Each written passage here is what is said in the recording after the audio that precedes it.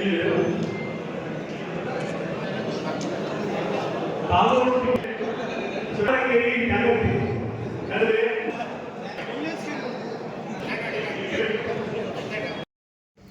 ವರ್ಷ ಕೊಡಲು ಸ್ವಲ್ಪ ಕೊಡ್ತೀವಿ. ನಾನು ಸುಮಾರು 20 ವರ್ಷದ ಕೊಡ್ತೀನಿ.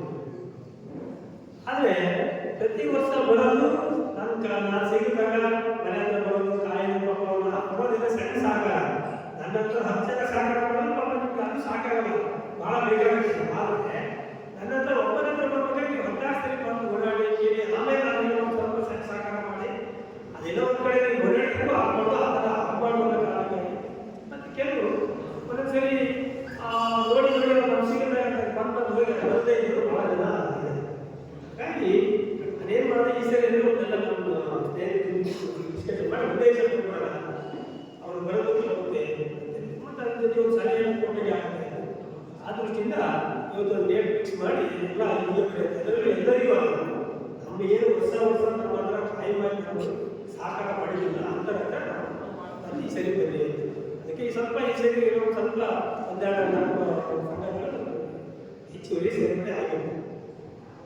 ಯಾಕಾಗಿ ಅಂದರೆ ಗಣಪತಿ ಹಬ್ಬ ಬರ್ತಾ ಸಂಘಟನೆಗಳು ಭಾಳ ನಾವು ಗಣಪತಿ ಹಬ್ಬ ಏನಂದರೆ ಒಂದು ಶ್ರದ್ಧೆ ಮತ್ತು ಭಕ್ತಿಯಿಂದ ಮಾಡೋ ದೇವರ ಪೂಜೆ.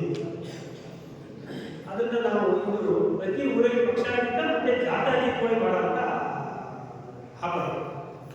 ಇದನ್ನೆಲ್ಲ ನಾವು ಪಕ್ಷಾತೀತವಾಗಿ ಜಾತ್ಯಾತೀತವಾಗಿ ಶ್ರದ್ಧಾ ಭಕ್ತಿಯಿಂದ ಹಬ್ಬವನ್ನು ಮಾಡೋದು. ಅದು ಆ ಥರ ಮಾಡಿದಾಗ ಮಾತ್ರ ಎಲ್ಲ ಒಂದು ಕಡೆ ಈ ಹಬ್ಬದ ಆಚರಣೆಗೆ ಎಲ್ಲ ಒಂದು ಕಡೆ ಅದಕ್ಕೆ ಒಂದು ಅದೇ ರೀತಿ ನೀವೆಲ್ಲರೂ ಮಾಡ್ಕೊಂಡು ಬಂದಿರಿ. ಯಾಕಂದರೆ ಇವತ್ತು 10 ವರ್ಷದ ಗಣಪತಿಯಿಂದ 50 ವರ್ಷದ ಗಣಪತಿ ಸಪ್ತ ಇರ್ತಾರೆ. ನಮ್ಮ ದಾಸಪತ್ರದ 50 ವರ್ಷದ 50 ವರ್ಷ, ಆಮೇಲೆ 25 ವರ್ಷ, 30 ವರ್ಷ, 40 ವರ್ಷ ಇದೆಲ್ಲ ಆಗಿದೆ. ಅಂದಿನಿಂದಲೂ ಸಹ ನಮ್ಮ ಊರಿನ ಎಲ್ಲ ಸಹಕಾರದಿಂದ ನೀವು ನಮ್ಮ ಹಿಂದಿನ ಯಜಮಾನಗಳು ಮಾತಾಡೋದು ಅವರು ಈಗಿನ ಯುವಕರಿಗೆ ಅದನ್ನು ಮುಂದುವರಿಸಕ್ಕೆ ತಾವೆಲ್ಲರೂ ಸಹ ಅದೇ ರೀತಿಯಲ್ಲಿ ಇವತ್ತು ಮುಂದುವರಿಸಕ್ಕೆ ಹೋಗ್ತಾ ಇದ್ದೀವಿ. ನೀವು ಮುಂದುವರಿಸೋದು ಹೇಗೆ ಅಂದರೆ ನಮ್ಮ ಮುಂದಿನ ಸಮಾಜದ ಪೀಳಿಗೆಗೆ ಶ್ರದ್ಧೆ ಮತ್ತು ಭಕ್ತಿಯಿಂದ ಗಣಪತಿ ಹಬ್ಬ ಆಚರಿಸಬೇಕು ಅಂತೇಳಿ ನಾವೆಲ್ಲರೂ ಸಹ ಮುಂದಿನ ಸಮಾಜಕ್ಕೆ ಸಹ ಅದನ್ನು ತಿಳಿಸ್ಕೊಡುವಂಥ ಕೆಲಸ ನಾವು ಮಾಡಬೇಕು. ಇದು ಒಂದು. ಇನ್ನೊಂದು, ಈಗ ಅತಿ ಹೆಚ್ಚು ಈಗ ಗಣಪತಿ ಹಬ್ಬದಲ್ಲಿ ಗಣಪತಿ ಬಿಡೋ ಟೈಮಲ್ಲಿ ಈಗ DJ ಆಮೇಲೆ ಡೊಳ್ಳು ಇವೆಲ್ಲವೂ ಸಹ ಹಾಕಿದ್ದು ಅದು ಕುಣ್ಕುತ್ತ ಹೋದರೆ ಮಾತ್ರ ಆ ಹಬ್ಬ ಒಂದೆಲ್ಲ ಒಂದು ಕಡೆ ಖುಷಿ ಆಗುತ್ತೆ. ಇಷ್ಟೆಲ್ಲ ಪಾಪ ಶ್ರಮ ಹಾಕ್ತೀವಿ. ಯಾಕಂದರೆ ಈ ಒಂದು ಗಣಪತಿ ತರೋದು ಅಂದರೆ ನನ್ನ ಹತ್ರ 16 ಜನ ಹತ್ರ ಹೋಗಿ 3 ಜನ ಹತ್ರ ಎಲ್ಲರ ಹತ್ರ ಕಲೆಕ್ಷನ್ ಮಾಡಿ ಅದನ್ನು ಒಟ್ಟಾಗಿ ನೀವು ಸಂಘದಲ್ಲ ಇದನ್ನೆಲ್ಲ ಸ್ವಲ್ಪ ದುಡ್ಡು ಹಾಕಿಬಿಟ್ಟು ಕೆಲಸ ಬಿಟ್ಟು ಗಣಪತಿ ಹಬ್ಬ ನಾವು ಗುರುವಾರ ಬರಬೇಕು. ಅದಕ್ಕೆ ಈಗ 15 ದಿನದಿಂದ ತಯಾರು ಮಾಡಿ ಮತ್ತೆ ಬಿಡೋದಕ್ಕೂ ಸಹ ನಮಗೆ ಕೆಲಸಗಳಿವೆ. ಆ ನಿಟ್ಟಿನಲ್ಲಿ ಎಲ್ಲರೂ ಮಾಡಿ ಗಣಪತಿ ಬಿಡೋ ದಿವಸ ಏನಪ್ಪ ಅಂದರೆ ಎಲ್ಲರ ಸೇರಿ ಸ್ವಲ್ಪ ಡ್ಯಾನ್ಸ್ ಮಾಡಿ ಖುಷಿ ಮಾಡಿ ಅದೇ ಒಂದು ಖುಷಿ. ಯಾಕಂದರೆ ಅವಾಗ ಎಲ್ಲರೂ ಸೇರುತ್ತಾರೆ. ಯಾಕಂದರೆ ಒಂದು ಊರಲ್ಲಿ ಒಂದು ಜಾತಿ ಇರಲ್ಲ, ಧರ್ಮ ಇರಲ್ಲ, ಎಲ್ಲರೂ ಸೇರಿಸಿದ್ದು ಮಾಡೋಣ. ಆದರೆ ಅಂಥ ಸಂದರ್ಭದಲ್ಲಿ ಕೆಲವೊಂದ್ಸರಿ ಯಾವುದೇ ರೀತಿಯ ಘಟನೆಗಳು ನಡೆಯುವುದಕ್ಕೆ ವಿಶ್ವಾಸ. ಗಣಪತಿ ಸಂಘಗಳಿಗೆ ಇವತ್ತು ಕರೆದು ಒಂದು ಸಲಹೆಗಳನ್ನು ಸ್ನೇಹ ಕೊಟ್ಟು ಮತ್ತು ಸಹಕಾರನೂ ಸಹ ನೀಡಿ. ಯಾಕಾಗಿ ಅಂದರೆ ಪ್ರತಿ ವರ್ಷ ನಾನು ಮುಂಚಿನವರು ಭಾಳ ಒಂದು 20-25 ವರ್ಷದಿಂದ ಗಣಪತಿ ಸಂಘಗಳಿಗೆ ಗಣಪತಿ ವ್ಯಾಪ್ತಿಗೆ ಸ್ವಲ್ಪ ಸಣ್ಣ ಮಟ್ಟದಲ್ಲಿ ಸಹಕಾರ ಮಾಡ್ತಾ ಬರ್ತಾಯಿದ್ವಿ. ಇವಾಗ ಈ ಸರಿ ಪ್ರತಿ ಸರಿ ಏನು ಮಾಡೋದು ಅಂದರೆ ಪಾಪ ಸಂಘದಲ್ಲಿ ನಮ್ಮನ್ನು ಹುಡುಕಿ ಬರೋದು, ಕಾಯೋದು, ಹೋಗೋದು, ಪುನಃ ಸರಿ ಬರೋದು. ಆದರೆ ಈ ಬಾರಿ ಎಲ್ಲ ಒಂದು ಕಡೆ ಆ ರೀತಿ ಆಗಬಾರ್ದು. ಎಲ್ಲರೂ ಒಂದೇ ದಿವಸ ಕರೆಸಿ ಅವರಿಗೆ ಒಂದು ಗಣಪತಿ ಹಬ್ಬದ ಒಂದು ಜಾಗೃತಿಯಾಗಿ ಏನು ಹಬ್ಬ ಆಚರಣೆ ಮಾಡಬೇಕು ಅನ್ನೋದಕ್ಕಾಗಿ ಕಾರಣಕ್ಕೋಸ್ಕರ ಒಂದು ಶಾಂತಿ ಸಭೆಯನ್ನು ಮಾಡಿ ಮತ್ತು ಅವರಿಗೆ ಸಹಕಾರನೂ ಸಹ ಇವತ್ತು ಒಂದೇ ದಿವಸ ಕೊಟ್ಟು ಕಳಿಸ್ಬೇಕು ಅಂತೇಳಿ ಅವರಿಗೆ ಇವತ್ತೆಲ್ಲ ಬರೋಕ್ಕಿಂತ ಸುಮಾರು ಒಂದು 70 ಸಭೆಗಳು ಬಂದವು.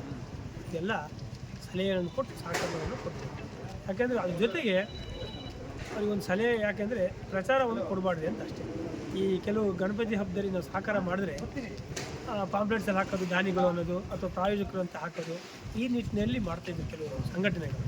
ಪಾಪ ಅವ್ರು ನಮ್ಮ ಪ್ರೀತಿಗೆ ನಮ್ಮ ಮೇಲೆ ಪ್ರೀತಿಯಾಗಿ ಮಾಡೋದು. ಆದರೂ ಸಹ ಇದು ನಾವೆಲ್ಲ ಒಂದು ಕಡೆ ದೇವರಿಗೆ ಕೊಟ್ಟಂಥ ಸಹಕಾರನ ನಾವು ಪ್ರಚಾರ ತಗೊಳ್ಬಾರ್ದು ಅನ್ನೋ ಕಾರಣಕ್ಕೋಸ್ಕರ, ಅದು ನಾವು ಪ್ರಚಾರ ಮಾಡಬಾರ್ದು ಅಂತ ಒಂದು ಹೇಳೋಕ್ಕೋಸ್ಕರ ಇವತ್ತು ನಾನು ಎಲ್ಲ ಸಂಘಟನೆಗಳ ಹತ್ರ ಕೇಳಿ ಮುಂದಿನ ದಿನಗಳಿಂದ ಎಲ್ಲರೂ ಈ ರೀತಿಯ ಪ್ರಚಾರ ಕೊಟ್ಟರೆ ನಿಮಗೆ ಯಾವ ಕಾರಣಕ್ಕೂ ಸಹಕಾರ ಕೊಡಲ್ಲ ಅಂತ ಹೇಳಿ ಈ ಹೇಳೋ ಮುಖಾಂತರ ಅವರಿಗೆ ಇವತ್ತು ನಾನು ಒಂದು ಸೂಚನೆ ಕೊಟ್ಟಿದ್ದೀನಿ.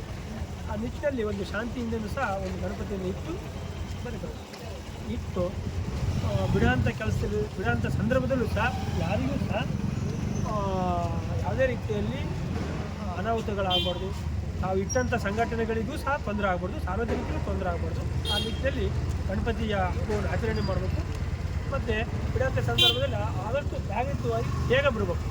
ಯಾಕಂದರೆ ಪೊಲೀಸ್ ಇಲಾಖೆಯವರಿಗೂ ಸಹ ಪ್ರತಿ ದಿವಸ ಗಣಪತಿ ಬಿಡೋದು ಇರೋದ್ರಿಂದ ಅವ್ರಿಗೂ ಸಹ ನಿದ್ರೆ, ಅವರಿಗೂ ಆರೋಗ್ಯ, ಮನೆಯೆಲ್ಲ ಸಮಸ್ಯೆ ಇರುತ್ತೆ. ಹಾಗಾಗಿ ಅದನ್ನೆಲ್ಲ ನಾವು ಒಂದು ಗಮನದಲ್ಲಿ ಇಟ್ಕೊಂಡು ಆದಷ್ಟು ಬೇಗ ಜಾಗ್ರತೆಯಿಂದ ಗಣಪತಿ ಬಿಟ್ಟು ಈ ಹಬ್ಬವನ್ನು ಶಾಂತಿಯಿಂದ ಆಚರಣೆ ಮಾಡೋದು. ಮುಂದಿನ ಪೀಳಿಗೆಗೂ ಸಹ ಎಲ್ಲ ಒಂದು ಕಡೆ ನಾವು ಸಮಾಜಕ್ಕೆ ಗಣಪತಿ ಹಬ್ಬವನ್ನು ನಾವು ಶಾಂತಿಯಿಂದ ಜಾತ್ಯತೀತವಾಗಿ, ಪಕ್ಷಾತೀತವಾಗಿ